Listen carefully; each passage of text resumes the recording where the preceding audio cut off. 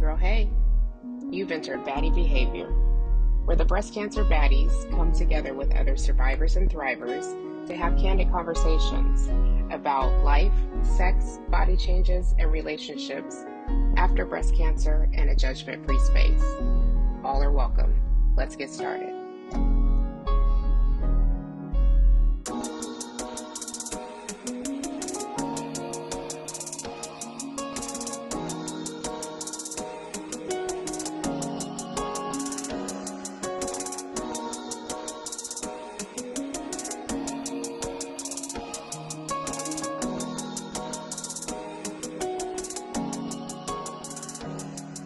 Oh, hey, baddies. This is Christina, your plus-size Flatty Baddie ambassador representing Latina thrivers and survivors. I'm a Seattle girl with a penchant for sarcasm, and in August 2019, I was rudely diagnosed with stage 2B invasive ductal carcinoma at the age of 36. Are you ready to get started? Let's do this thing. Hey, y'all. My name is Miranda, and I am one of the OG Baddie ambassadors with For the Breast of Us. I was diagnosed in 2016 with stage 3 hormone-positive breast cancer.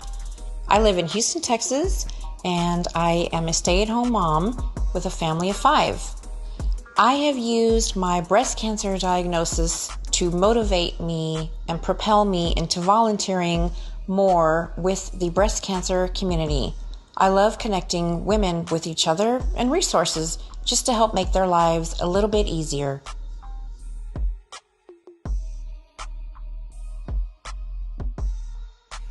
Hey, everybody.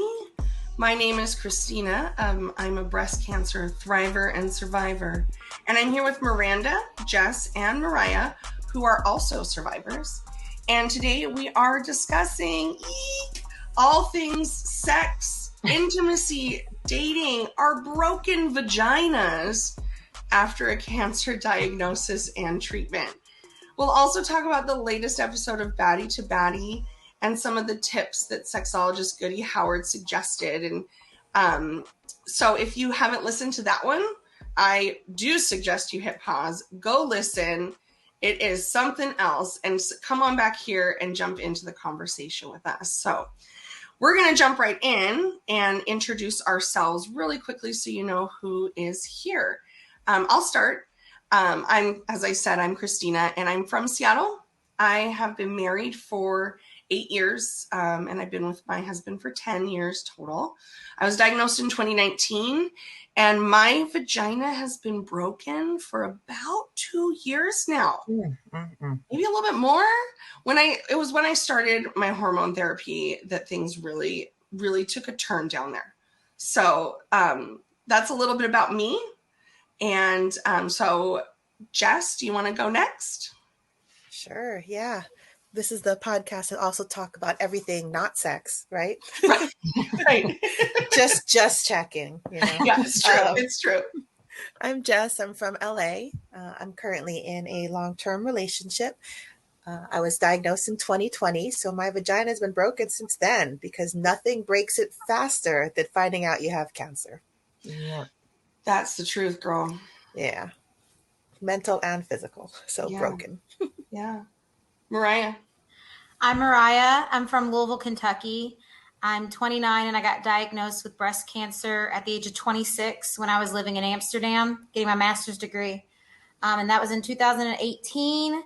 I would say my vagina's been broken since I started the tamoxifen, which will be 3 years this March. Yeah. Miranda, my girl. So I'm actually coming to you from my boudoir where the magic does not happen. Similar to you ladies. I actually was diagnosed in 2016. I had my ovaries removed in 2019. So about 2 or 3 years now, I guess, that, I've had sexual issues. Fun fact, I actually wrote one of the very first blogs that was on the For the Breast of Us website, and it was aptly called My Broken Vagina. I think we all have this notion that, we're going to be done with treatment. Things are just going to kind of go back to normal, right? And doctors don't mention to you that, hey, you might want to think about, egg preservation or have you talked to, someone. Let me give you some pelvic floor therapist or, all that good stuff, right? So I think just out of sheer frustration, just sitting one day, I think I just wrote everything that came to mind.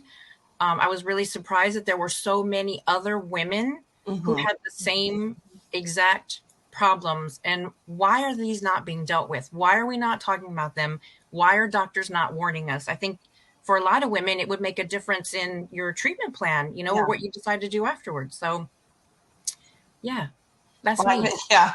Why isn't it part of our treatment plan? And I know Goody talked about that a little bit in the podcast, the Baddie to Baddie podcast, about how She sure did. Yeah. I watched that earlier today and I was like, wow. Yeah. No, right? It's true though. This is the part nobody talks about. Right. Yeah. And I mean, there's so many reasons why, but I think we need to be talking about it.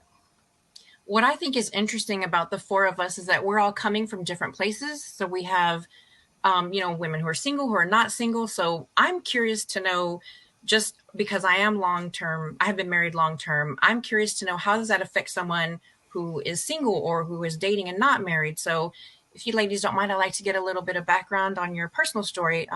Like Mariah, like where are you at in your sexual relationship kind of aspect of life? Well, currently I would like to call myself the queen of self-pleasure. Oh, yes. I focus mostly on masturbation. I am not in any relationships right now.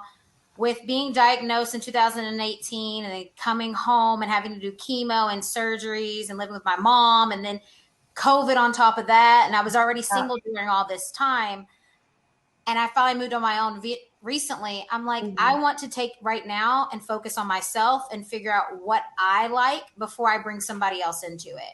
Because if I can't express to someone what I like, then there's no point at that point. And I need to know what I like in order to do so. So absolutely. I'm all about that. Like, I'm the type of person who will go out and eat dinner with friends and have an event go to and everything like that, and then take my ass home and take care of myself. Because at the end of the day, I know what I like. Yeah. I'm very impressed. I haven't gotten that far. You're inspiring me. I'm a little bit older than the rest of y'all, and I'm actually still working at that point. So yes, Mariah, we might have to have a talk after this is all done. Works for me. You'll be good at the tips and tricks later. What about you, Jess? How does where are you at in your sexual? Yeah. Party? Well, I think I might be the oldest one. I actually turned 45. So yeah, I know. So I was diagnosed at 43. So technically not a young adult or AYA with cancer, but I felt like it. I feel like a young adult, I would say my vagina has been declining pretty steadily since about after 35. It's just true. It's just the honest truth. I'm not the queen of self-pleasure. I'm just like the dream about it and then really would just rather sleep kind of person. Yep. And then, so to have cancer happen, it just killed that, right? I've happily been in a long-term relationship for 10 years with my partner, and he's a male, cisgender male, and he has been so great and supportive and loving. It's the best thing possible. We're the closest and most permanent we can be without the legal thing of marriage. But the truth is, he's seen me through my weakest.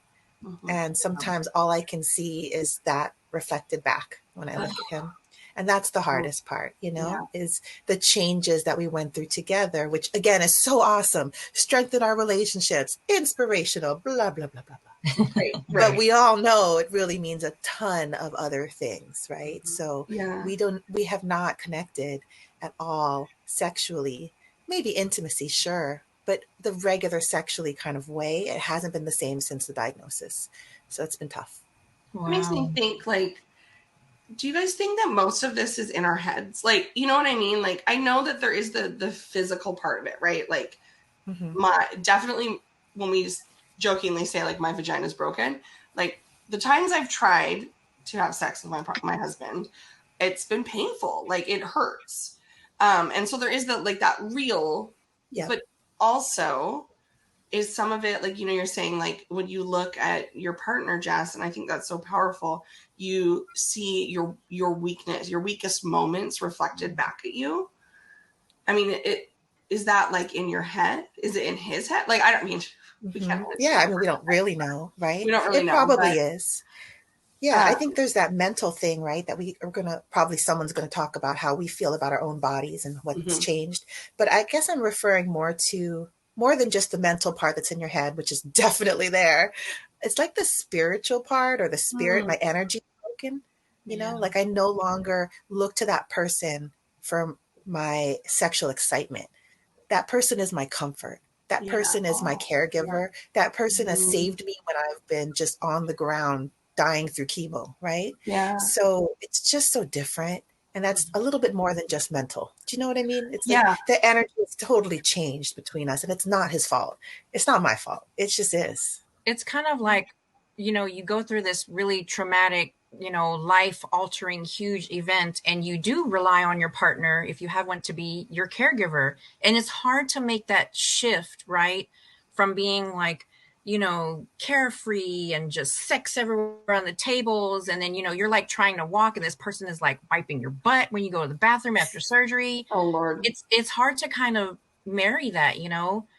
And I think like in my circumstance, my husband is good. He will do whatever, whenever, however, like that's not the issue. The issue for us, at least, is me. I think no libido, right? Once you have hormones, you're done. And I like, just like you said, Jess, like I think about what's going to help me sleep. Probably Netflix. You know, that's like my go-to. That's the only thing I want in bed, right? Netflix. So it's just trying to wait, like sexy Netflix or just Netflix? like murder Netflix? I'm talking murder Netflix. Crime, drama, Ozark, horror, all that good stuff, right? And I don't know, maybe Christy, I don't know how you felt about this since you're, you know, married as well, but going through treatment, excuse me, and just being like completely bald and naked, like my husband was all about it. Like he loved it. He did not care. He was like, whatever we could do. And I think, and I talked about this too, I was so grateful because I felt so ugly or not feminine, right? I was just so grateful that this guy wanted to have sex with me. Like, yes, let's do it. What do you want? Sure, I'm on it. Let's go. But yeah, I think after a while, especially after surgery, then the caregiver aspect comes out. And that's kind of, I think, and I think part of it is, I think it's 50-50. It's how you feel in your body. And then the other 50 is in your head. Like, what are they looking? Are they feeling this scar? What are they touching? You know, like even like your hormone, your chemistry is off. Do I smell different? Do I taste different? You know, it's all these concerns just on top, you know? Yeah. I actually wanted to talk to our CEO and one of our founders, Marissa. She actually declined hormone treatment. So she has a little bit of a different perspective on this than we do. Hello, ladies. How are you? Hey, good. Good to see you.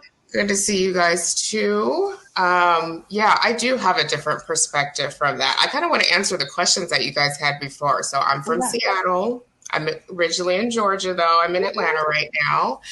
My relationship status, I am actually dating somebody right now. And he is very sexy, y'all. Okay. I was diagnosed in 2015. Like Miranda said, I actually declined to have hormone treatment. And the reason for that is because my breast cancer was about 15% ER positive. And usually if you are hormone positive, it's over 50%. So they treated me as though I was triple negative, but still wanted me to go on tamoxifen. And so after doing some research, and I really just wanted my quality of life back, I said no. I didn't want to go and be on, you know, hormonal treatments. And the rate of reoccurrence was really small too for me. And I was just like, no, I'm done. I'm over it. So I decided not to. So when I was in chemo, I was, of course, thrown into menopause. They also suppressed my ovaries with an injection just because I was 35 at the time and not sure if I wanted to have any more kids or not. So with the caveat of that, my menstrual cycles would return. And they did. about a year and a half after treatment, but I was thrown into menopause and I was just like, I don't want this life. Like, I don't know what this is. Yeah. I got hot flashes really bad. I had no sex drive at all. So I completely understand what you guys are talking about. Yeah.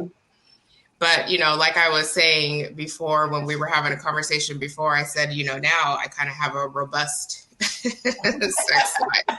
And we all went, oh, lucky. Yeah. Wow. But I still have I have some lingering effects of being in menopause. Like, I still at night get really hot. I have the body issues or whatever because, my breast where I had the lumpectomy at, it's a little deformed. I would say I definitely still have the sex drive. So when some women, when they, haven't been through menopause or whatever, and they're like, oh, after you turn 40, your sex drive just goes through the roof. I still have that. But sometimes, I definitely have to use lube. Like Goody said, everybody should probably be using lube. Right, with a little dispenser by your bed, an automatic dispenser. Yeah, I'm definitely gonna get one of those. That's yeah, her decor. That is amazing. It's amazing when your parents come visit and they're like, "What's that?" Lotion. Mom, don't use it. Mom, don't use it. Right.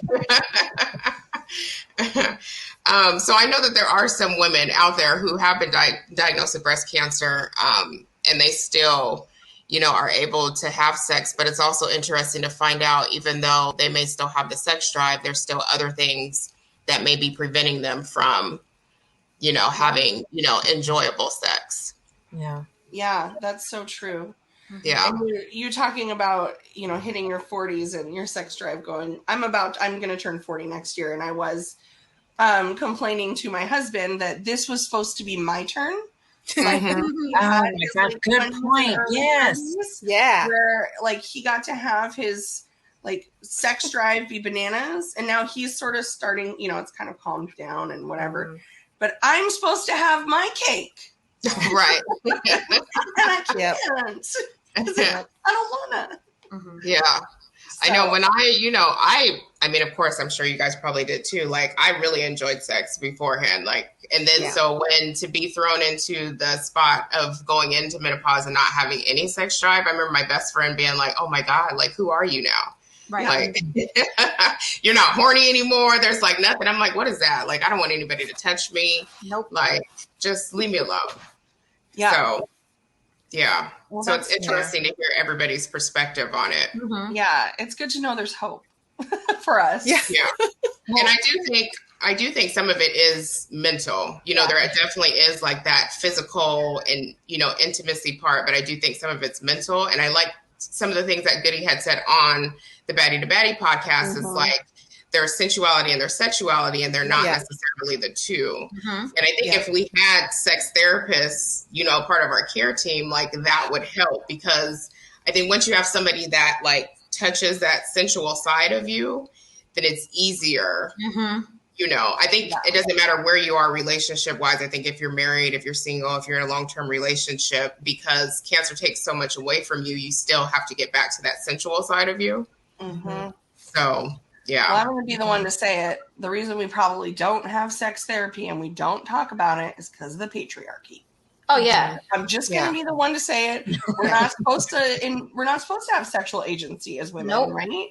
Why would we bother caring? I mean, that's kind of the impression that I always got, was that's just not the important part.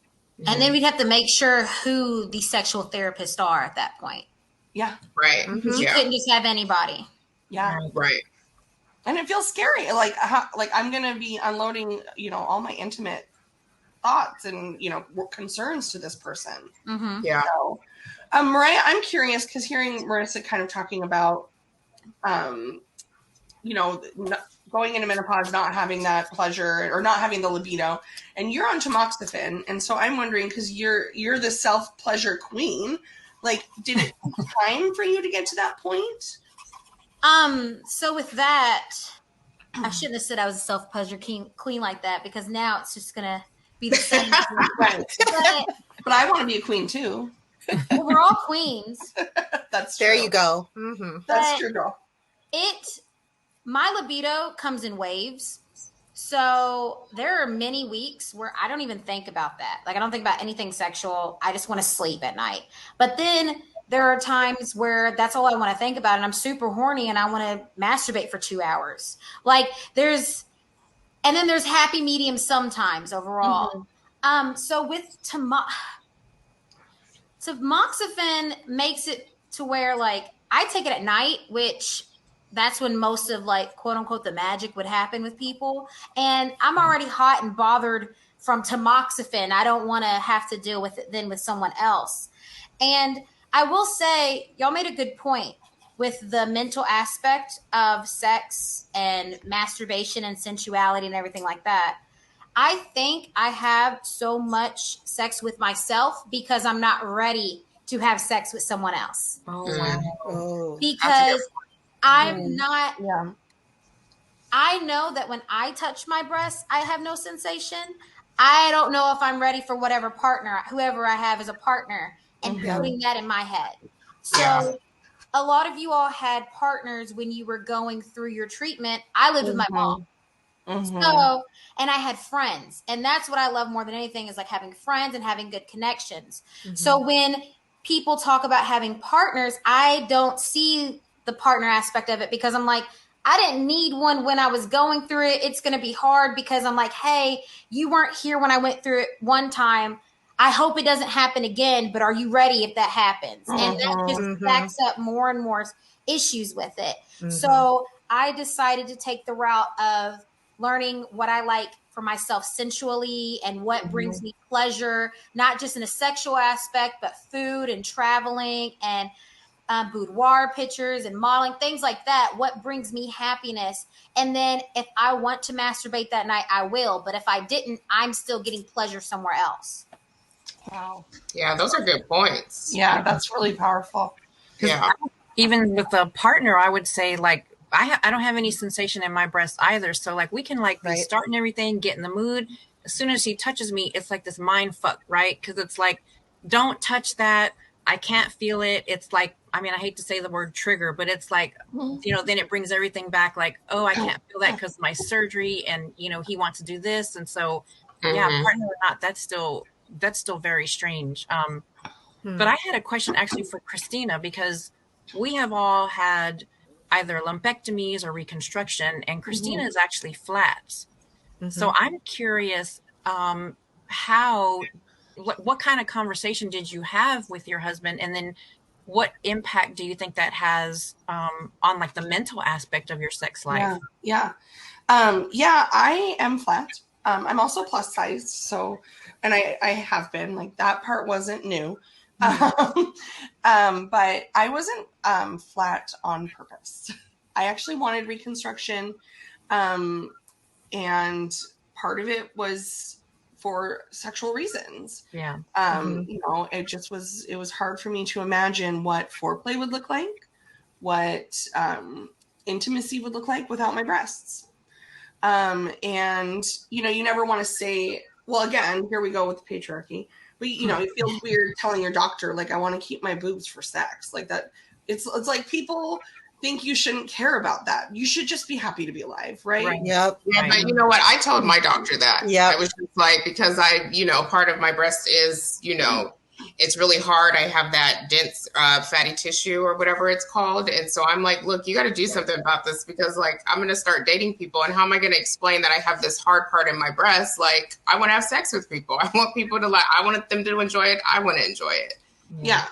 So I do it, but it just, I think, especially coming from the Latina background that I come from, like we do not talk about, like sex is not a priority. It's not something we talk about. So it felt very strange, but in my mind, I knew I wanted to keep my breasts. And I had a bilateral mastectomy with expanders put in, and I tried to do nipple sparing even. I wish I hadn't done that part, but that's a whole nother story.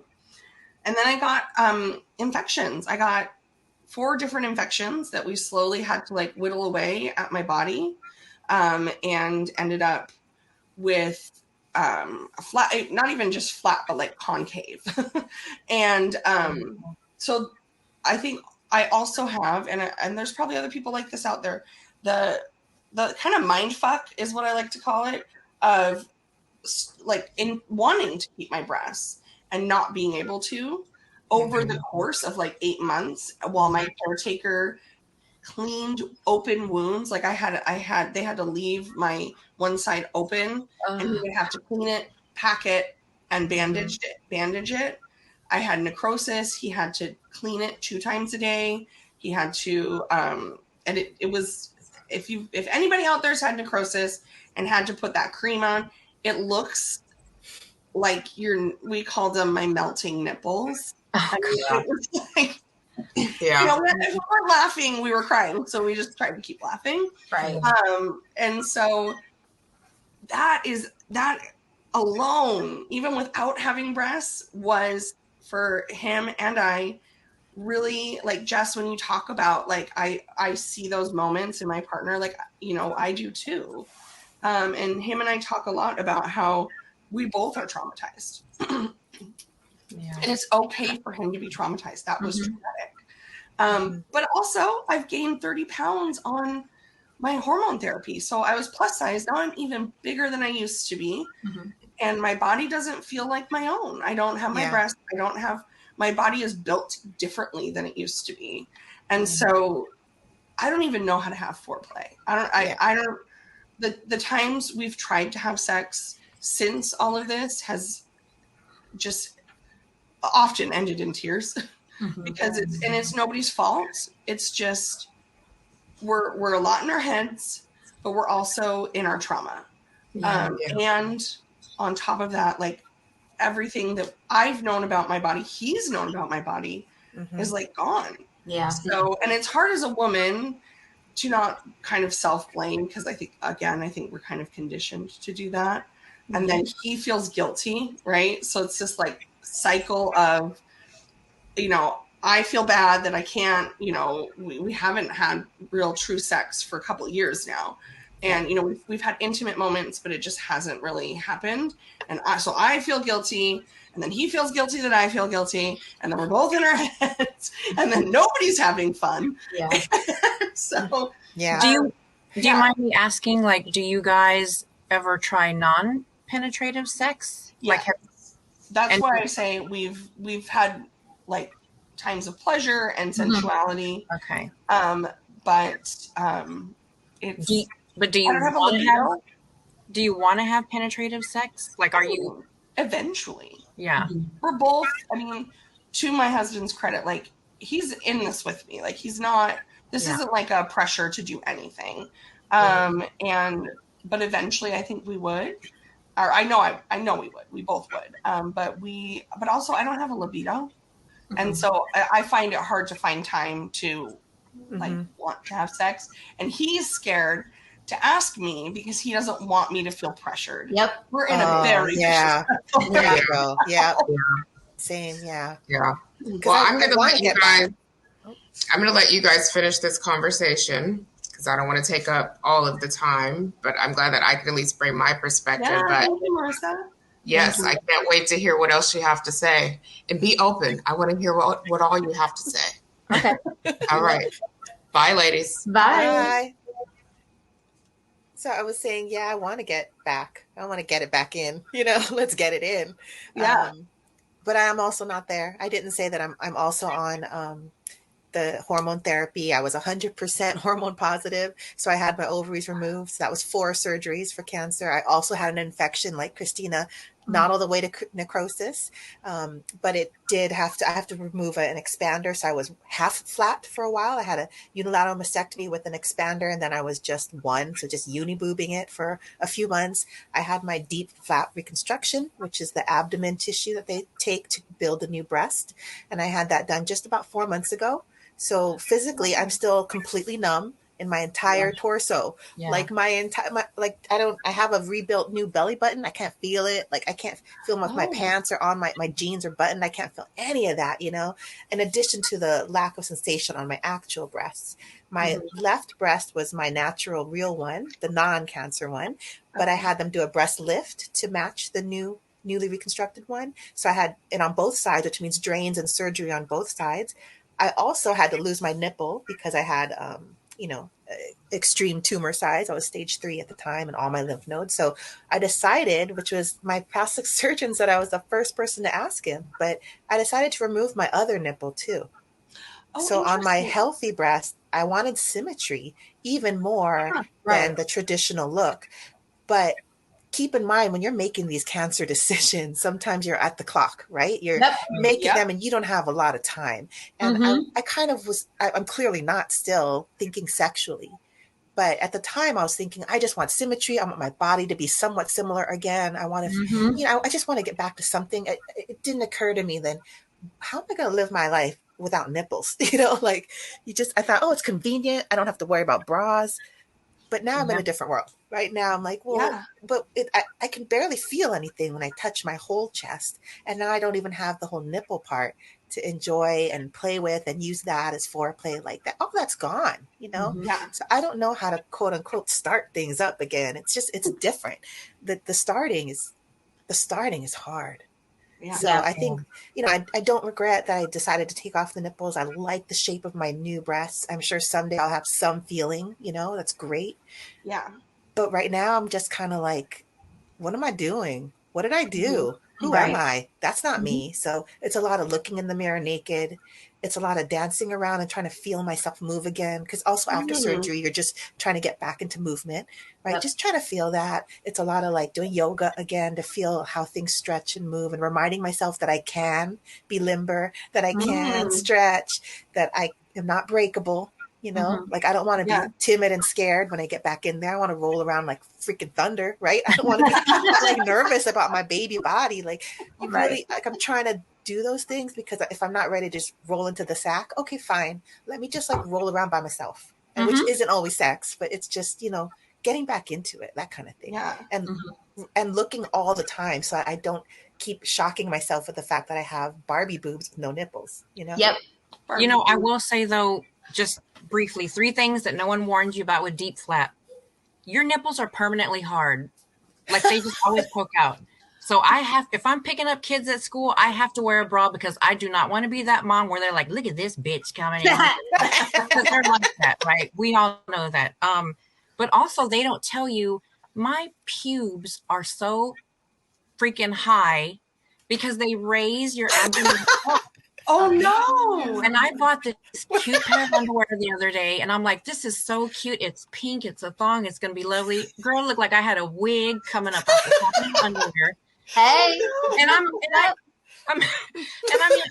trim. I do all that stuff, but like they don't tell you, and no one thinks. Like I didn't think to ask that. But I want to. Well, yeah. Now ladies. If you have DIEP flap, ask about how high your pubes are going to be. I got one for you when you're done. I'm thinking of getting DIEP flap. So keep going. That was number 2, right? Yeah. What's number 3? What's number 3? So they don't like. No one tells you about like you need to have sex and try to keep it going or whatever. It's like this is your surgery. You have your ovaries out. Goodbye. Go out into the world. But when I would bring it up to my doctor, when she'd say, how are you doing? I'm like, well, my sex life is shit. Like, what are we doing? What can we try? And she would say, well, if you don't use it, you're going to lose it. And I'm like, well, what the hell does that mean? So then I'm talking to a woman and I realize if you don't have sex, well, and I think actually Dr. Goody touched on it in the podcast that you're basically like your vagina starts to like close at the top, and then you have to resort to dilators. Oh God. So how are you supposed to have sex if it hurts, but you have to have sex to be able to have sex in the future? Like it's not really like this is not, there's a disconnect. Yes. So like how do you then you have to make yourself have sex, but then you start to equate sex with pain, and then you really don't want to have it. So yeah, we need some kind of research or doctors to get on this because this is not working. Right. My doctor told me that masturbation would help that as well. So it's not necessarily that you have to have, sex with a partner, but masturbation would help with kind of keeping things active and alive. So I did end up buying one of those, oh God, the name escapes me, but it's got like the little clitoral stimulator, like kind of like a little vacuum. And I tried it a couple of times and I loved it, but like for me, it's like like, Mariah, I want to get to that place where you are, where it's like, I think I want to take care of myself right now. I do have a 4-year-old, which makes things extra difficult. But yeah, I think you could do, self-pleasure could be part of that. For sure. I think so as well. With me, I don't necessarily like penetration right now. Okay. So most of my masturbation is clitoral stimulation. And so I have like a bullet that I use. And every once in a while I might insert it just to do it, just to see if I enjoy it anymore, honestly, at this point. But that's the hardest part about it. Like they don't tell us when we're making all these decisions, because you have to make them quickly, because you're like thinking, oh my gosh, if I make the wrong decision, or if I don't do this quick enough, something else can happen. That your mind at that point is your goal is to survive it, right? Not thrive afterwards, right? And it makes it frustrating because you're done with all the chemo and radiations and surgeries. You might be on your hormone therapies and stuff, but you're like, well, now what? Because I still don't feel like how I used to feel. And another thing that's not talked about a lot with it all is, as we've been talking about the most, is people who have never had breast cancer in particular, they don't realize that everything happens so quickly that the body dysmorphia that you get from doing all this takes forever to go away. Great because point. You had, I had huge real boobs, huge. And that was a part of who I was in my identity for so long. I hated them growing up because I was sexualized for them. And then I was like, well, they're not going anywhere. Ha ha. And so I was like, well, let me embrace them. And I embraced them, and then wham, I got cancer. So then I'm like, well, hold on, because most of my identity is in this body part of mine. And then you have to get them removed. And then you're like, I was telling my plastic surgeon, I'm like, well, can we go bigger?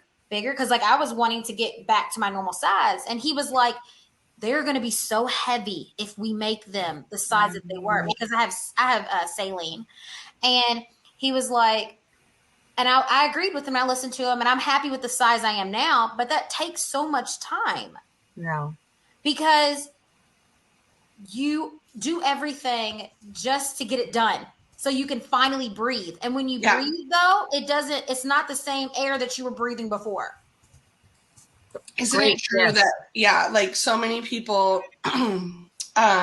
when you're done with treatment, are like, oh my gosh, you're back to normal. Isn't that great? Aren't you so glad to be done? And nobody understands or talks about.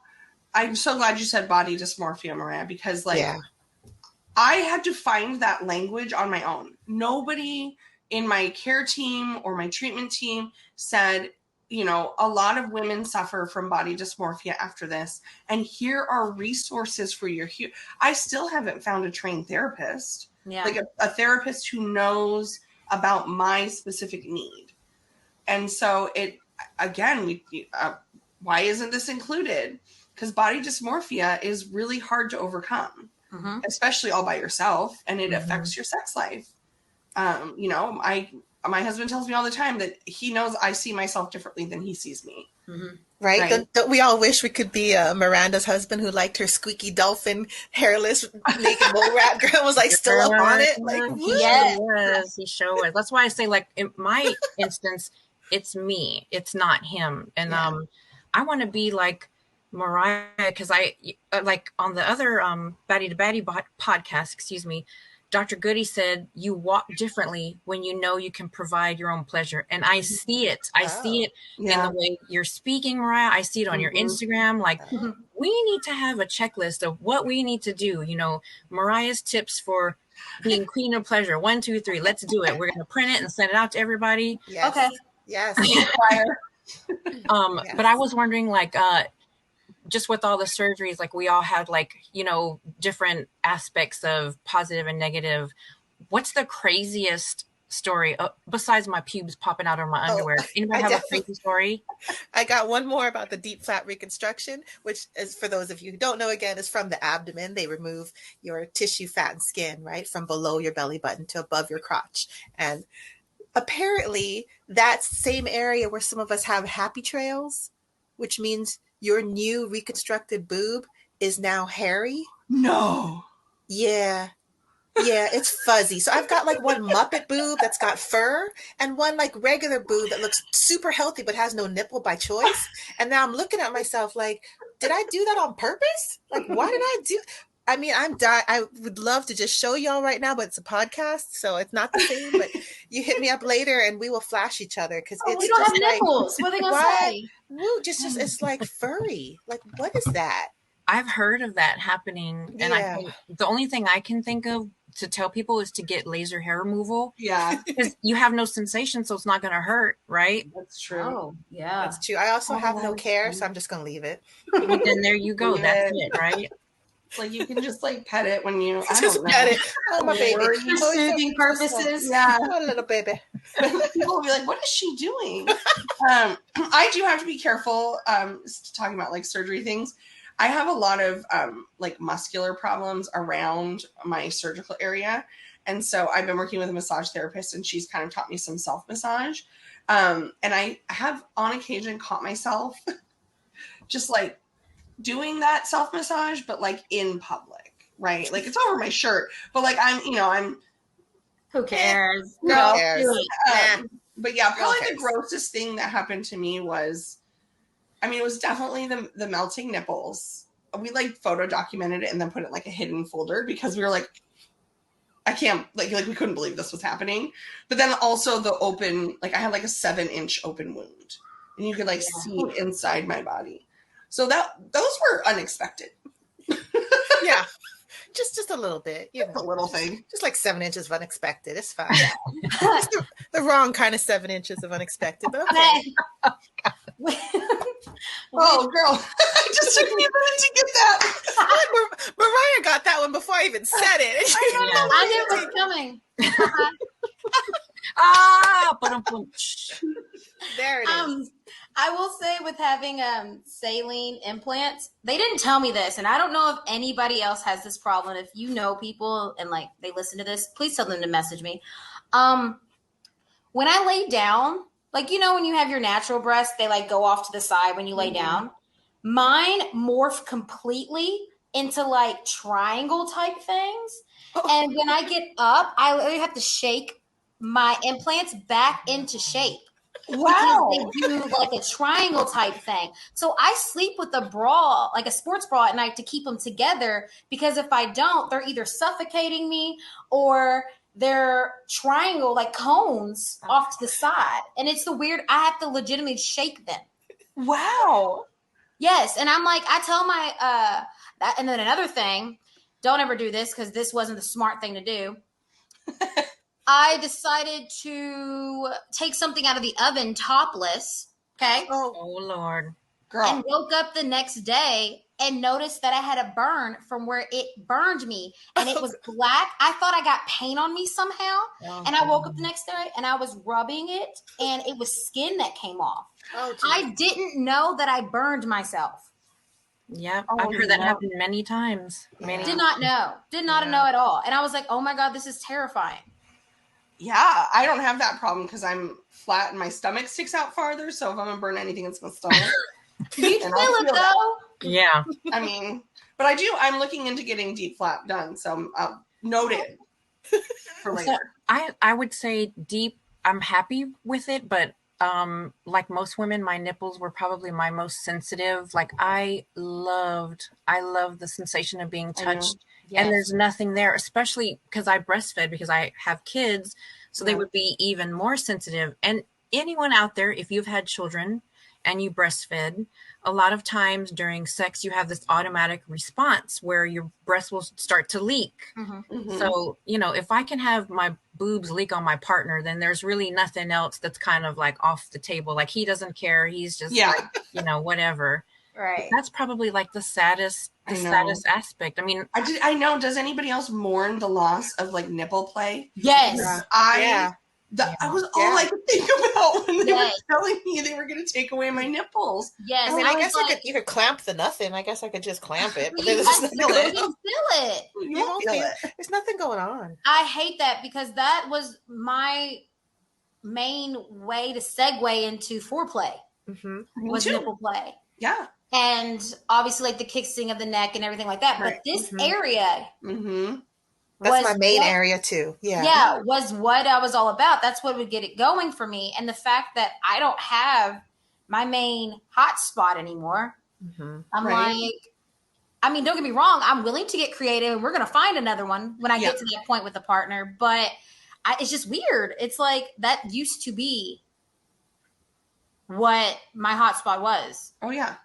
I mean, anytime if my husband just wanted to get it on, he could just put his arm around me and just start, playing with my nipples. And I would be like, okay, I'm here, like, and that's totally, we will find, like you said, we'll find a new one, but like, it's just something. And then Miranda spoke about breastfeeding, and this isn't what this particular podcast is about, but I would like to have another kid. And, that was hard too. Yeah. But still, it's just, people don't realize, people just think you're happy to be alive. Aren't you happy you're not dead? And it's like, well, yes, I am. I mean, obviously, but quality, but to be alive. Right. To feel alive. It's not just being alive, it's feeling alive. And also like discovering new hotspots. Like I just discovered that Mariah shaking her boobs when she wakes up in the morning is maybe going to do it for me. the way she talks about it, and those of us who can see video, I'm just saying. Like, oh my God. I'm curious if any of you women, if you use toys before and now you use them more, or maybe you never use toys and now you do. I know Dr. Goody spoke about, not having like this huge giant dildo because it's kind of off-putting, and starting with something small. Me personally, like I said, my husband's down for whatever. Like he's going to kill me if he hears this, but he has a little bag. His toolkit is what I call it in our drawer in our bedroom. So he very discreetly will go and get the toolkit and, hide it under the pillow. And, so we have little things that help, because kind of like you, Mariah, like I don't really always want penetrative sex, but if we can kind of do something else, maybe, like change it up, then it's a little bit easier. But yeah, I'm just curious about the whole toy aspect with you ladies. Yeah, I mean, my whole kit has been kind of dormant only because I've been not excited about things.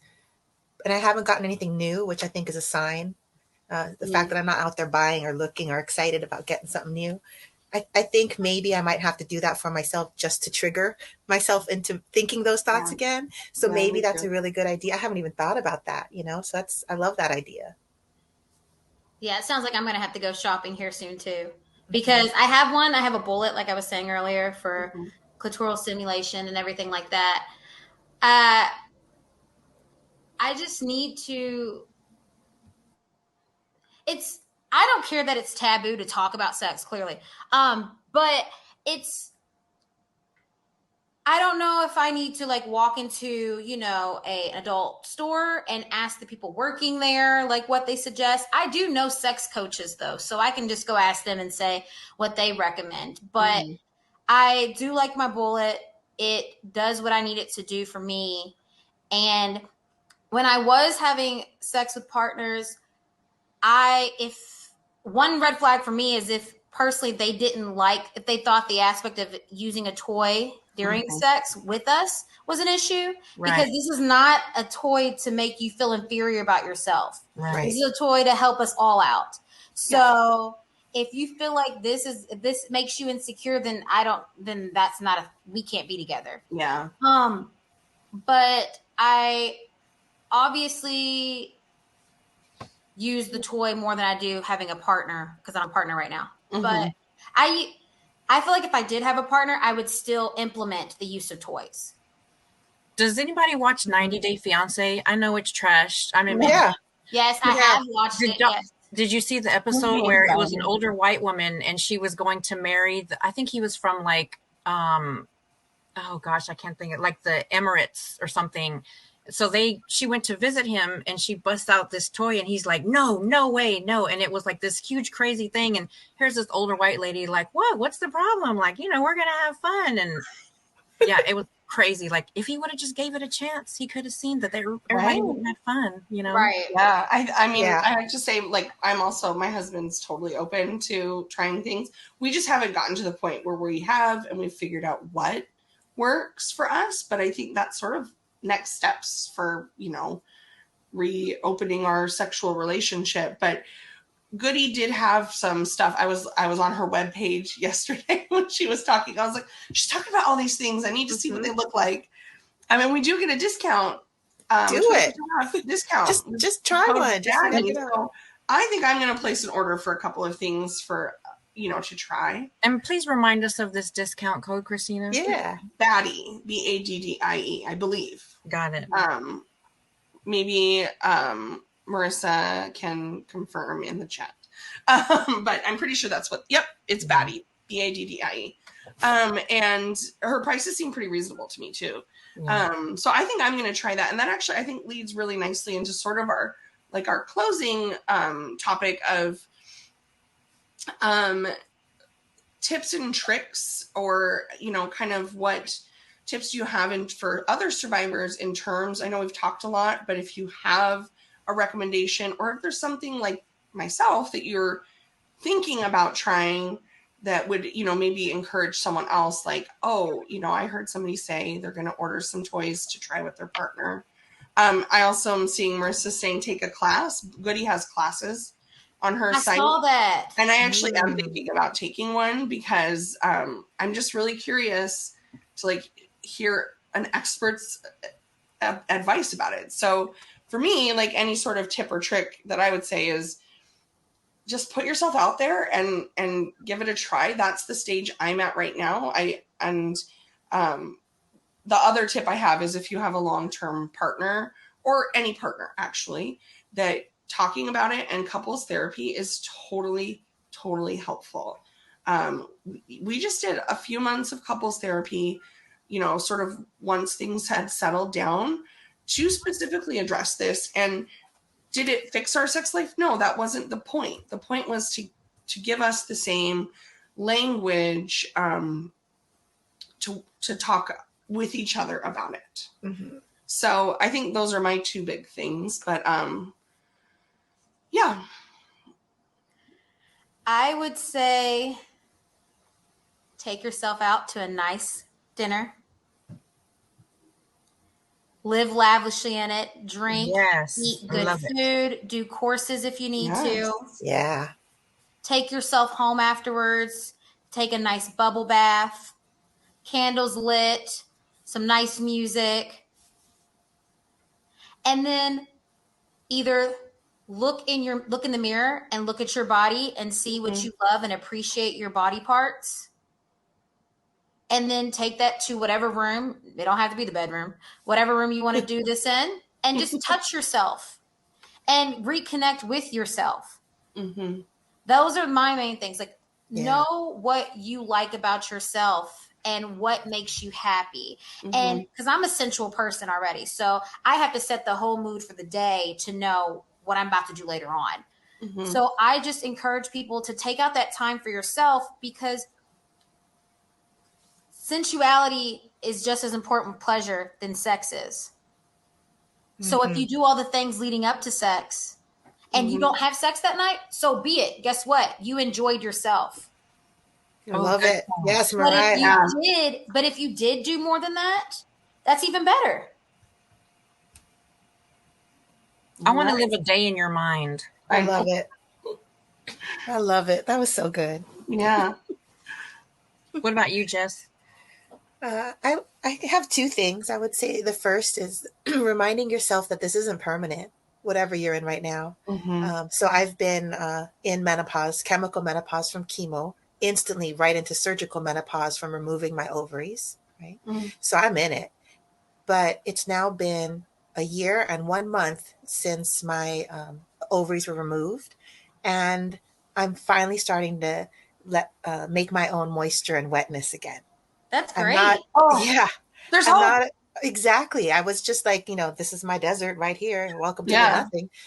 But now it's finally back to somewhat normal. There's just some natural lubrication happening, and it just shocked me. And it's only started happening like this month, right? So You just never know. What I'm saying is nothing's permanent. We feel like we're stuck in these horrible, weird situations of the body we don't recognize, but you're still growing. You're still Yeah. changing. Mhm. There's still hope. There's still chances. There's still learning and other things, right? So it's not permanent. Nope. Yeah, Yeah. for sure. That's awesome. And the second thing was, like I said, just I think it's important to not treat yourself as fragile. I'm really trying to get out there, and I've got the stiff joints, so I struggle walking. You can't tell that by just looking at me or hearing me, but I struggle with walking and balance because of my neuropathy in my feet, the joints in my legs. So Yep. I'm not smooth. I don't have swagger when I walk. I'm not cool. Sometimes I can't literally get out of bed right away, but I need to not treat myself as fragile. So by throwing myself around, by tumbling around with my dog, by falling down, by letting myself stretch or get hurt, those things are reminding me what my body can do. And I need that right now, Yeah. because that's going to help me with physicality in general is going to help me. So, Right. Yeah. yeah. Such good advice. So I have quite a few tips that I have Oh, been let me get my We're ready for notepad. this. things that have Right. worked for me and also things that have not worked for me. So just like Jess, I would say I had no issues with lubrication ever with my husband. In fact, it was almost like a little too much. Like I would worry that he would take a long time because it was too wet, right? And then obviously menopause, ovaries, bam, you're done, Sahara, all that, right? So I noticed it took me about 2.5 years or so to where my body started, like you said, making its own moisture. So like right now, just within the past few weeks, I'm back to where I was. Like we don't even, I would say we don't need lube, Wow. but Dr. Goody says we should always. Everyone needs lube. Yes. Yeah, And always I good. made a point of reminding myself when she said that. Yeah. So yeah, I would just say patience, give it time. Like your body has to adjust and hormones level out, and it just takes time to kind of get a little bit better. It's not going to happen overnight. Obviously, it's going to take time. But some of the things that my doctor recommended were testosterone. I tried it. It didn't work for me. I know a lot of women that have had success with it.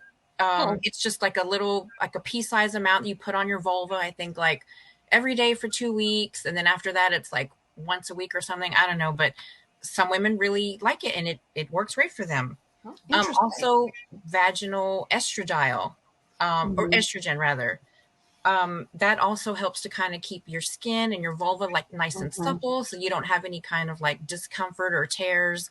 The only issue with that is that with some doctors, you have to be blood tested. There is a very, very like minute chance that this cream can actually go into like your actual bloodstream and body. But some doctors want to just kind of do blood tests just to make sure, but it's been proven to help with libido and friction and all that good stuff.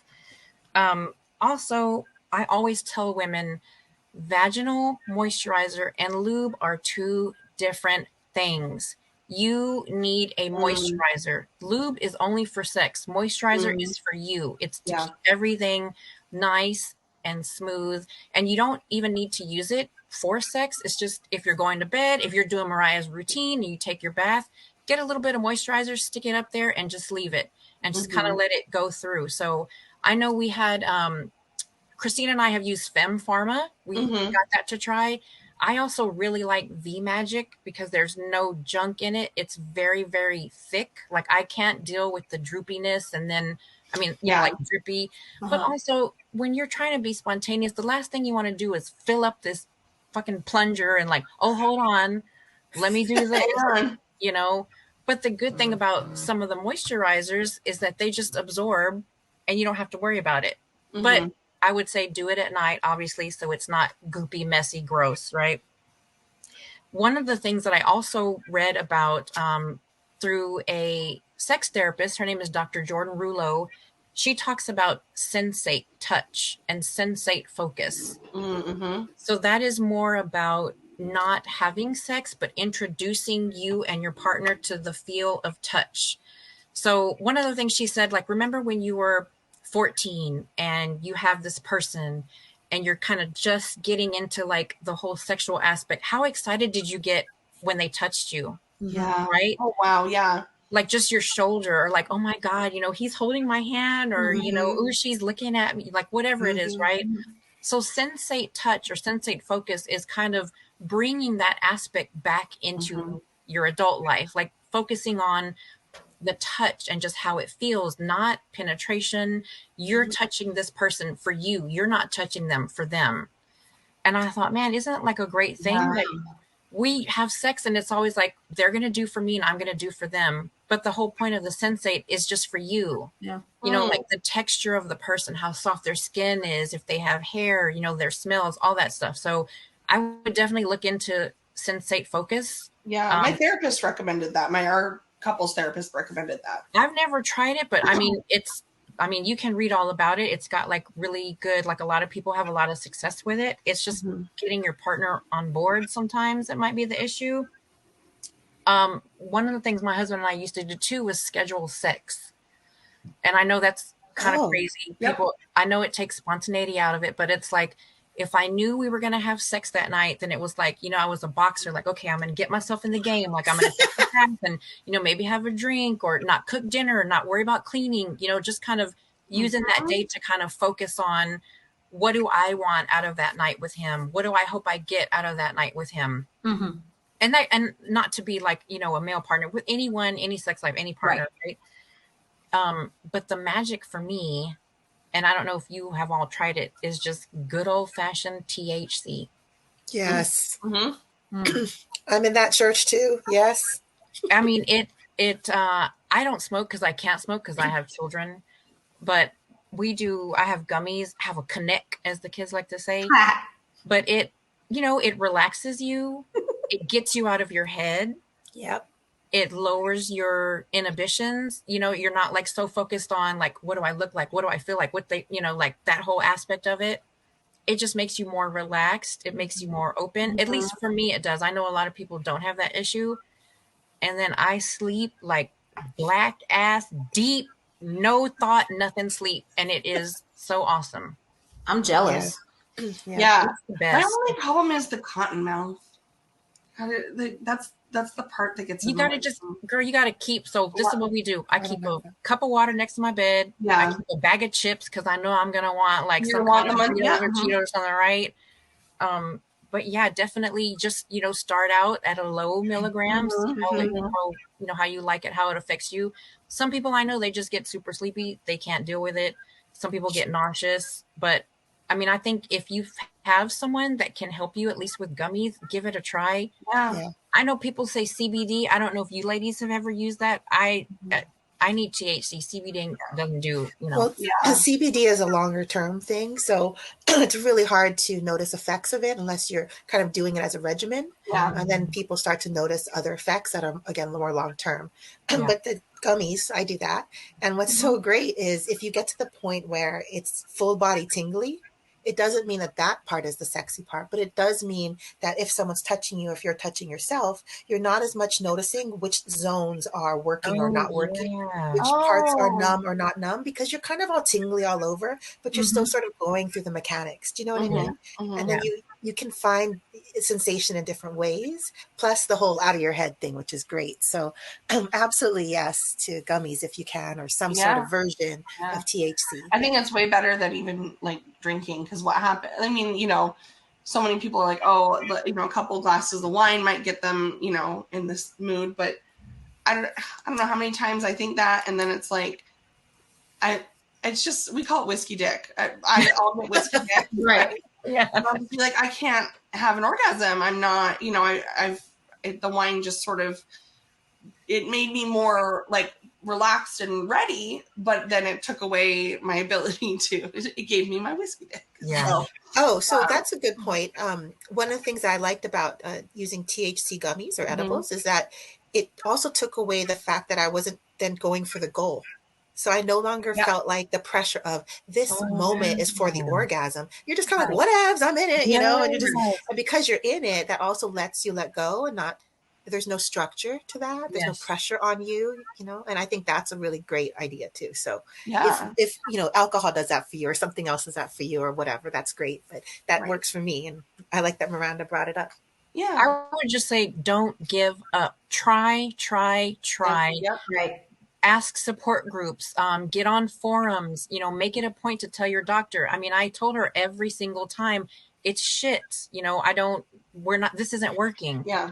Have you ladies ever heard of the pink pill? She offered me that. So basically, No. it's like an anti-anxiety, antidepressant. I don't know. It's like female Viagra.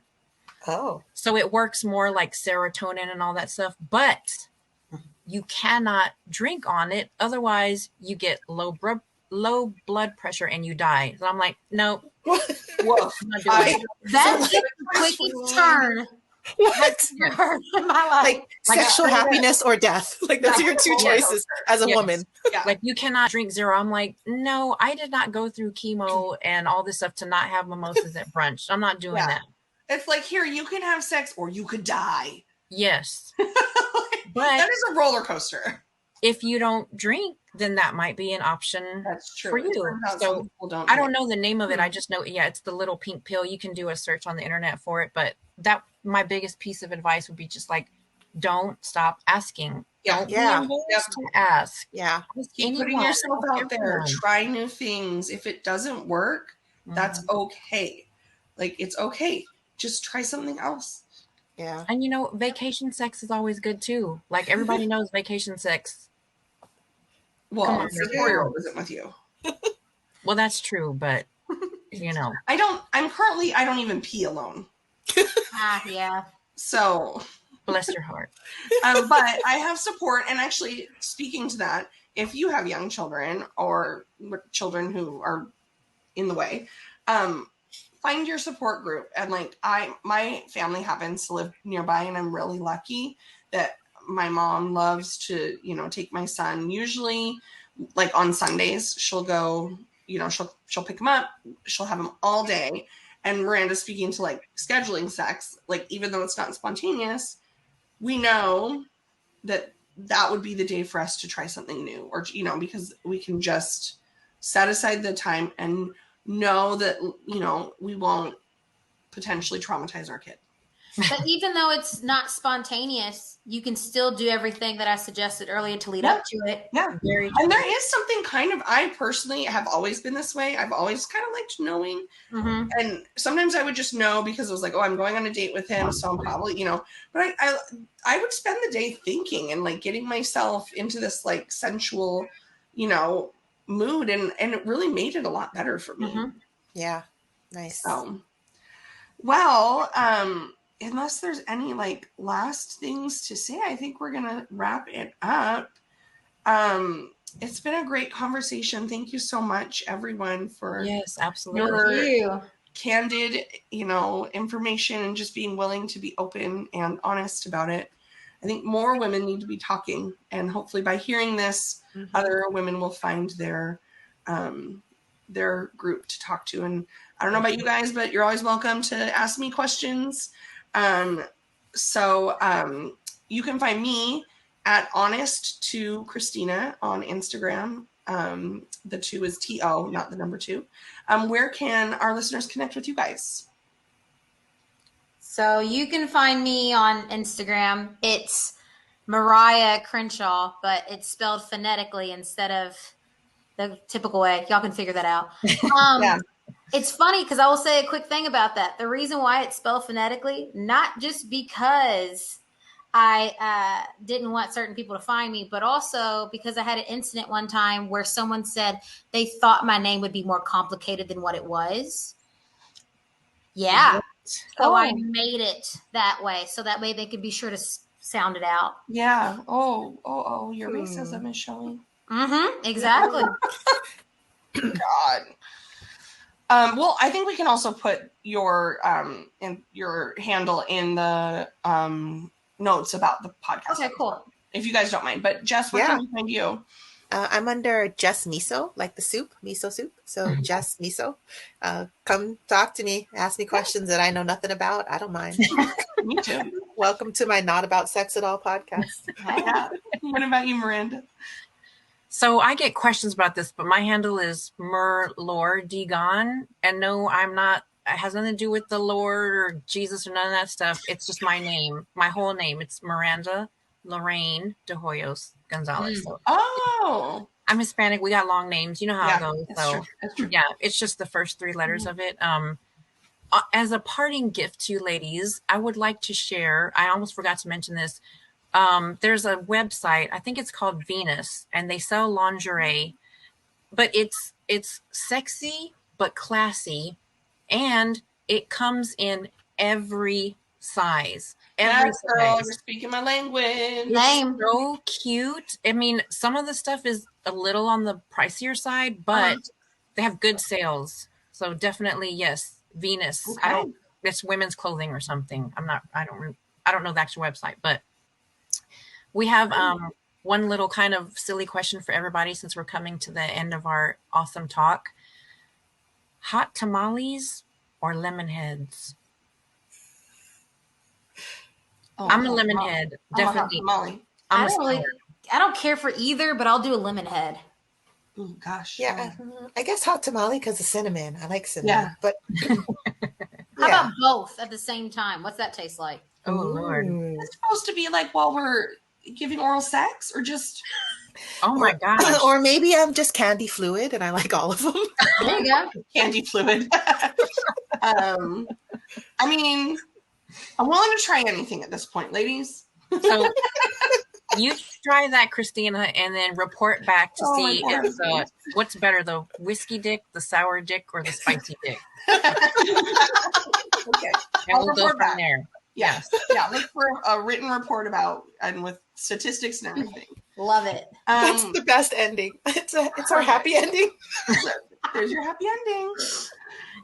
Well, thank you everyone for listening, and make sure you like, share, and subscribe, and also leave a review. Those good reviews really help us out. So you like, share, subscribe to Baddie, and you can do that wherever you listen to your favorite podcasts. So thank you again. Thank you, ladies, and we'll talk soon.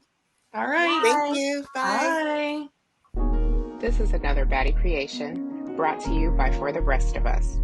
Don't forget to subscribe to Baddie wherever you get your podcasts. And follow us on Facebook and Instagram at For the Breast of Us, on Twitter at The Breast of Us, and check us out online at breastofus.com. Thanks for listening.